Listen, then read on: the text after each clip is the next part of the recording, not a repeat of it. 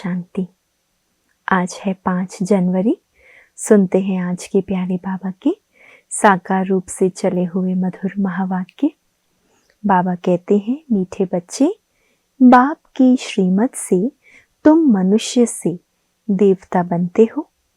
गीता का ज्ञान और राजयोग तुम्हें संपूर्ण पावन बना देता है। बाप की श्रीमत से तुम मनुष्य से देवता बनते हो। गीता का ज्ञान और राजयोग, ये 2 बातें बाबा सुना रहे जो तुम्हें संपूर्ण पावन बना देता है। प्रश्न है, सतयुग में हर चीज अच्छे से अच्छी सतो प्रधान होती है, क्यों? उत्तर, क्योंकि वहां मनुष्य सतो प्रधान है। जब मनुष्य अच्छे हैं तो सामग्री भी अच्छी है, और मनुष्य बुरे हैं तो सामग्री भी नुकसान कारक है। जैसे मनुष्य वैसी सामग्री। सतो प्रधान सृष्टि में कोई भी वस्तु अप्राप्त नहीं, कुछ भी कहीं से मंगाना नहीं पड़ता। अप्राप्त कोई वस्तु नहीं देवताओं के जीवन में। तो बाबा कहते कोई वस्तु कहीं से मंगानी नहीं पड़ती। ओम शांति। बाबा इस शरीर द्वारा समझाते हैं, इनको जीव कहा जाता है।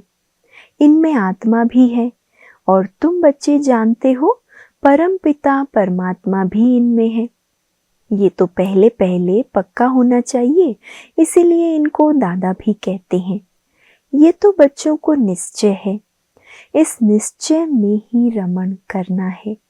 बरोबर बाबा ने जिसमें पधरामणी की है, वह अवतार लिया है, उनके लिए बाप खुद कहते हैं, मैं इनके बहुत जन्मों के अंत के भी अंत में आता हूँ। बच्चों को समझाया गया है, ये है सर्वशास्त्र शिरोमणि गीता का ज्ञान। श्रीमत अर्थात श्रेष्ठ मत। श्रेष्ठ ते श्रेष्ठ मत है ऊंचते ऊंच भगवान की, जिसकी श्रीमत से तुम मनुष्य से देवता बनते हो। तुम भ्रष्ट मनुष्य से श्रेष्ठ देवता बनते हो। तुम आते ही इसलिए हो। बाप भी खुद कहते हैं, मैं आता हूं तुमको श्रेष्ठाचारी निर्विकारी मत वाले देवी देवता बनाने। मनुष्य से देवता बनने का अर्थ भी समझना है। विकारी मनुष्य से निर्विकारी देवता बनाने आते हैं। सतयुग में मनुष्य रहते हैं, परंतु दैवी गुणों वाले। अभी कलयुग में है आसुरी गुणों वाले। है सारी मनुष्य सृष्टि, परंतु वो है ईश्वरीय बुद्धि, और यह है आसुरी बुद्धि। वहां ज्ञान और यहाँ भक्ति। ज्ञान और भक्ति अलग अलग है ना। भक्ति की पुस्तक कितनी और ज्ञान की पुस्तक कितनी है। ज्ञान का सागर बाप है, उनका पुस्तक भी तो एक ही होना चाहिए। जो भी धर्म स्थापन करते हैं, उनका पुस्तक एक होना चाहिए। उनको रिलीजियस बुक कहा जाता है। पहला रिलीजियस बुक है गीता, है ना। सबसे मुख्य है गीता, श्रीमद् भगवत गीता। ये भी बच्चे जानते हैं, पहला आदि सनातन देवी देवता धर्म है, न कि हिंदू धर्म। मनुष्य समझते हैं गीता से हिंदू धर्म स्थापन हुआ और गीता गाई है श्री कृष्ण ने, ऐसा मनुष्य समझते हैं। कोई से पूछो तो कहेंगे परंपरा से ये श्री कृष्ण ने गाई है, कोई शास्त्र में शिव भगवानुवाच है नहीं। श्रीमत श्री कृष्ण भगवानुवाच लिख दिया है। जो गीता पढ़े होंगे उनको सहज समझ में आएगा। अभी तुम समझते हो, इसी गीता ज्ञान से मनुष्य से देवता बने हैं, जो अभी बाप तुमको दे रहे हैं। राजयोग सिखा रहे हैं, पवित्रता भी सिखा रहे हैं। काम महाशत्रु है, इस द्वारा ही तुमने हार खाई है। अब फिर उन पर जीत पाने से तुम जगत जीत अर्थात विश्व का मालिक बन जाते हो। ये तो बहुत सहज है। बेहद का बाप बैठ इनके द्वारा तुमको पढ़ाते हैं। वो है सभी आत्माओं का बाप। ये फिर है बेहद का बाप मनुष्यों का। नाम ही है प्रजापिता ब्रह्मा। तुम कोई से भी पूछेंगे ब्रह्मा के बाप का नाम बताओ तो क्या होगा? मूंझ पड़ेंगे। ब्रह्मा विष्णु शंकर है क्रिएशन। इन तीनों का कोई तो बाप होगा ना। तुम दिखाते हो इन तीनों का बाप है निराकार शिव। ब्रह्मा विष्णु शंकर को सूक्ष्म वतन के देवताएं दिखलाते हैं। उनके ऊपर है शिव। बच्चे जानते हैं शिव बाबा के बच्चे जो भी आत्माएं हैं उनको अपना शरीर तो होगा। वो तो सदैव निराकार परमपिता परमात्मा है। कौन है? शिव बाबा तो सदैव ही निराकार है। बच्चों को मालूम हुआ है निराकार परमपिता परमात्मा के हम बच्चे हैं। आत्मा शरीर द्वारा बोलती है परमपिता परमात्मा। कितनी सहज बातें हैं। इसको कहा जाता है अलफ और बे। पढ़ाते कौन है? गीता का ज्ञान किसने सुनाया? निराकार बाप ने। उन पर कोई ताज आदि है नहीं। वो ज्ञान का सागर बीज रूप चैतन्य है। तुम भी चैतन्य आत्माएं हो ना। सभी झाड़ों के आदि मध्य अंत को तुम जानते हो। भल माली नहीं हो परंतु समझ सकते हो कैसे बीज डालते हैं उनसे झाड़ निकलते हैं। वो तो है जड़ झाड़। ये है चैतन्य। तुम्हारी आत्मा में ज्ञान है और कोई की आत्मा में ज्ञान होता नहीं। बाप चैतन्य मनुष्य सृष्टि का बीज रूप है तो झाड़ भी मनुष्यों का होगा। ये है चैतन्य क्रिएशन। बीज और क्रिएशन में फर्क तो है ना। आम का बीज डालने से आम निकलता है, फिर झाड़ कितना बड़ा होता है। वैसे मनुष्य के बीज से मनुष्य कितने फर्टाइल होते हैं। जड़ बीज में कोई ज्ञान नहीं है। ये तो चैतन्य बीज रूप है।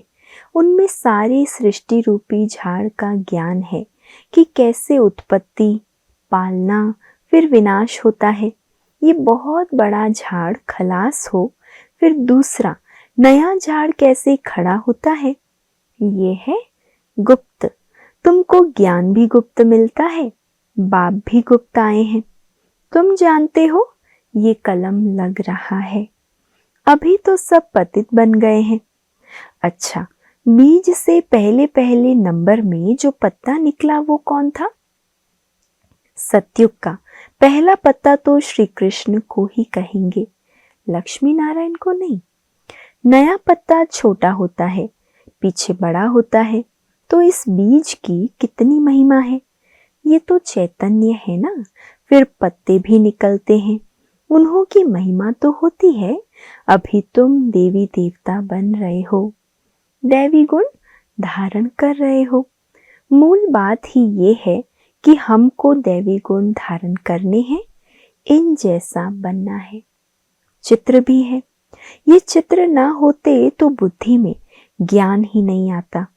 ये चित्र बहुत काम में आते हैं। भक्ति मार्ग में इन चित्रों की भी पूजा होती है और ज्ञान मार्ग में इन चित्रों से तुमको ज्ञान मिलता है कि ऐसा बनना है। जिसकी भक्ति में पूजा करते आए उन्हीं चित्रों से हमें लक्ष्य और ज्ञान मिलता है। ऐसा बनना है। भक्ति मार्ग में ऐसे नहीं समझते कि हमको ऐसा बनना है। भक्ति मार्ग में मंदिर कितने बनते हैं। सबसे जास्ती मंदिर किसके होंगे? जरूर शिव बाबा के होंगे जो बीज रूप है। फिर उसके बाद पहली क्रिएशन के मंदिर होंगे। पहली क्रिएशन ये लक्ष्मी नारायण है। शिव के बाद इनकी पूजा सबसे जास्ती होती है। माताएं तो ज्ञान देती है, उनकी पूजा नहीं होती। वो तो पढ़ाती है ना।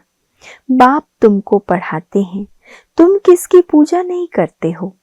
पढ़ाने वाले की अभी पूजा नहीं कर सकते।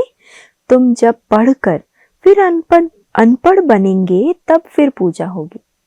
पढ़ लिख कर लायक बनेंगे अर्थात ज्ञान से भरपूर होकर, सतो प्रधान होकर जब पवित्र देवता बन जाएंगे तब पूजा होगी।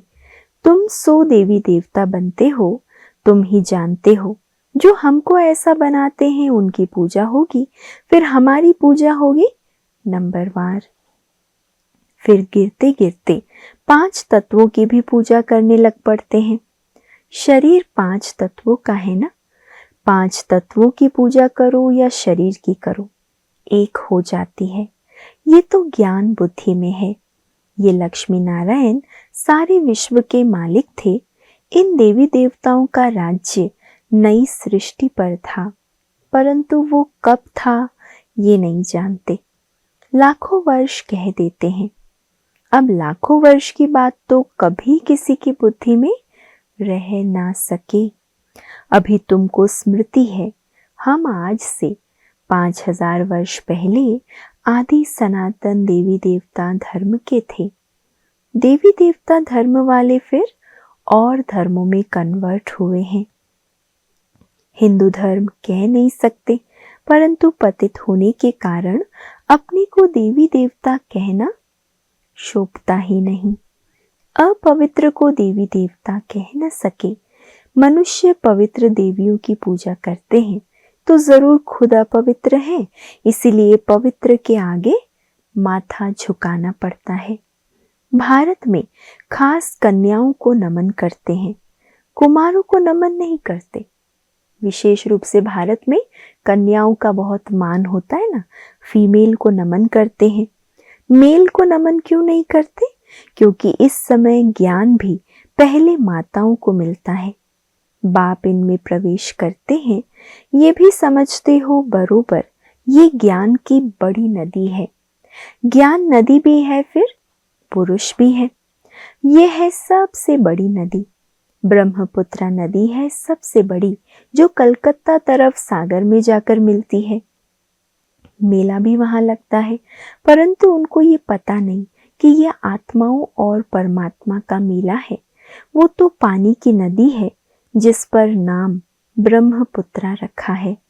उन्होंने तो ब्रह्म ईश्वर को कहा हुआ है, इसलिए ब्रह्मपुत्रा को बहुत पावन समझते हैं। बड़ी नदी है तो पवित्र भी वो होगी। पतित पावन वास्तव में गंगा को नहीं, ब्रह्मपुत्रा को कहा जाए। मेला भी इनका लगता है, ये भी सागर और ब्रह्मा नदी का मेला है। ब्रह्मा द्वारा एडॉप्शन कैसे होती है, ये गुह्य बातें समझने की है, जो प्रायः लोप हो जाती है। ये तो बिल्कुल सहज बात है ना। भगवान उवाच, मैं तुमको राजयोग सिखलाता हूँ, फिर ये दुनिया ही खलास हो जाएगी। शास्त्र आदि कुछ भी नहीं रहेंगे। फिर भक्ति मार्ग में ये शास्त्र होते हैं, ज्ञान मार्ग में शास्त्र नहीं होते। मनुष्य समझते हैं ये शास्त्र परंपरा से चले आते हैं। ज्ञान तो कुछ है नहीं, कल्प की आयु ही लाखों वर्ष कह दी, इसीलिए परंपरा कह देते हैं। इनको कहा जाता है अज्ञान अंधियारा। अभी तुम बच्चों को ये बेहद की पढ़ाई मिलती है, जिससे तुम आदि मध्य अंत का राज समझा सकते हो। तुमको इन देवी देवताओं की हिस्ट्री ज्योग्राफी का पूरा मालूम है। ये पवित्र प्रवृत्ति मार्ग वाले पूज्य थे, अभी पुजारी पतित बने हैं। सतयुग में है पवित्र प्रवृत्ति मार्ग, यह कलयुग में अपवित्र प्रवृत्ति मार्ग है। फिर बाद में निवृत्ति मार्ग होता है, वो भी ड्रामा में है। उसको संन्यास धर्म कहा जाता है। घर बार का संन्यास कर जंगल में चले जाते हैं। वो है हद का संन्यास। रहते तो इसी पुरानी दुनिया में ही है ना। अभी तुम समझते हो हम संगम युग पर हैं, फिर नई दुनिया में जाएंगे। तुमको तिथि तारीख सेकंड सहित सब मालूम है। वो लोग तो कल्प की आयु ही लाखों वर्ष कह देते हैं।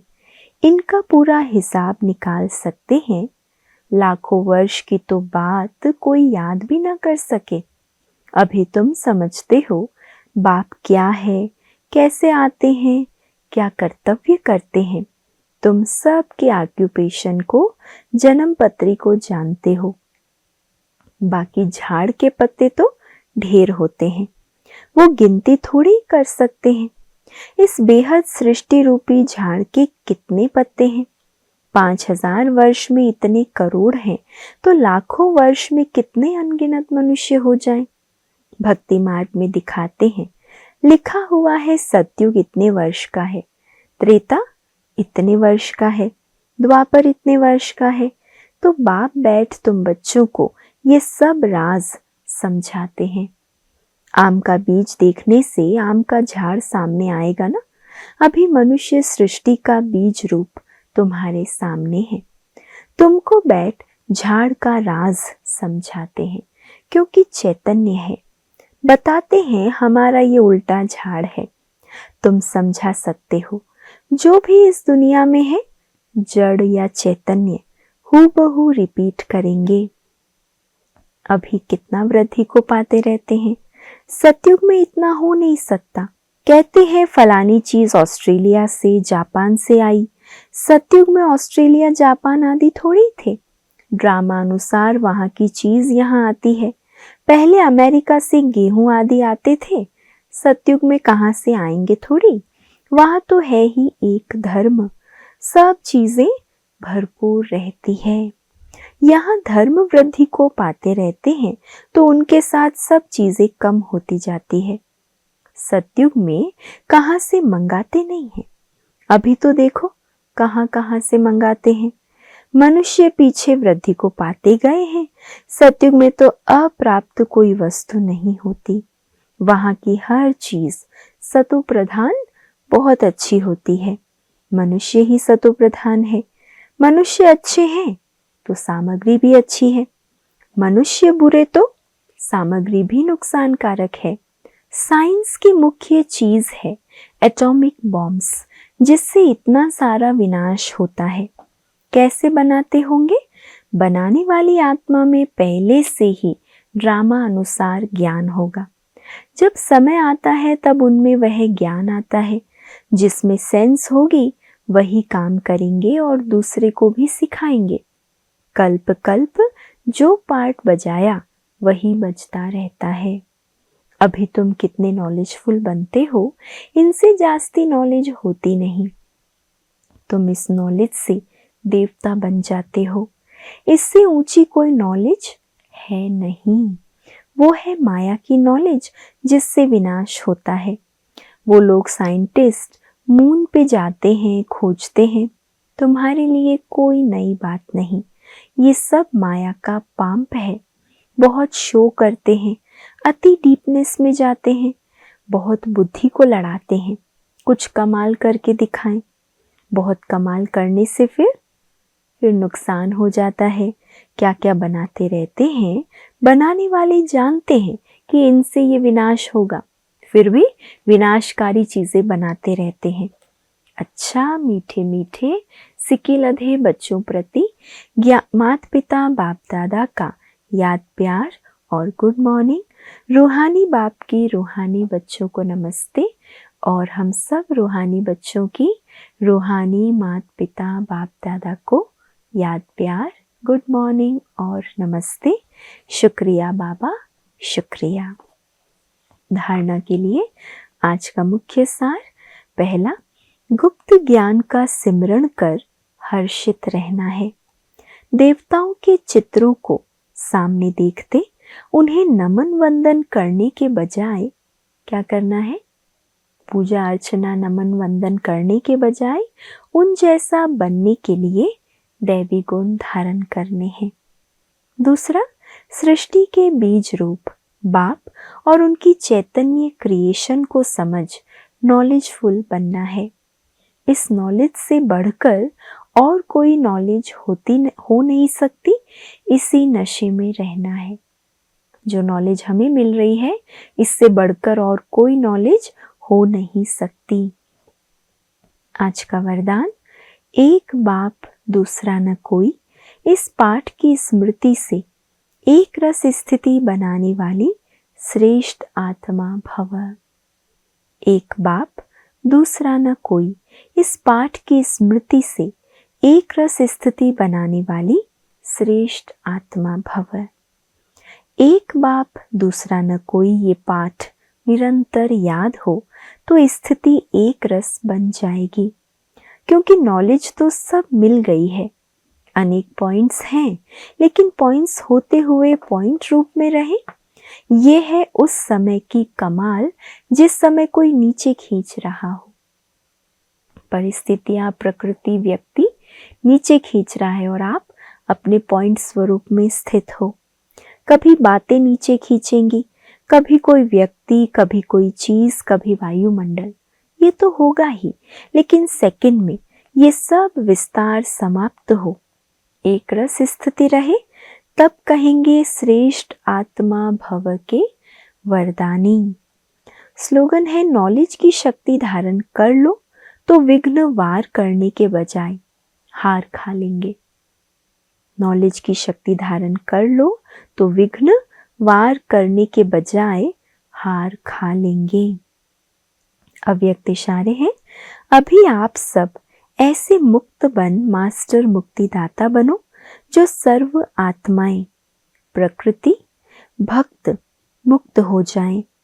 अभी ब्रह्मा बाप इसी एक बात में डेट कॉन्शियस है कि मेरा एक एक बच्चा कब जीवन मुक्त बनेगा। बाबा इंतजार कर रहे हैं वो डेट कब आएगी जब मेरा एक एक बच्चा जीवन मुक्त बनेगा। ऐसे नहीं समझना कि अंत में जीवन मुक्त बनेंगे, नहीं, बहुत काल से जीवन मुक्त स्थिति का अभ्यास, बहुत काल जीवन मुक्त राज्य भाग्य का अधिकारी बनाएगा। तो बहुत काल पर हमें डबल अंडरलाइन करनी है। और आज के लिए स्वमान है, मैं ब्रह्मा बाप समान सर्व बंधनों से मुक्त जीवन मुक्त आत्मा हूँ। योगाभ्यास करेंगे, मैं आत्मा जीवन मुक्त स्थिति का अनुभव करते हुए ब्रह्मा बाप समान मास्टर मुक्तिदाता बन हर आत्मा को मुक्ति, जीवन मुक्ति का वरदान दे रही हूँ। और धारणा है सारे दिन जीवन मुक्त स्थिति का अनुभव करना और आत्माओं को मुक्ति की सकाश देना। अच्छा, ओम शांति।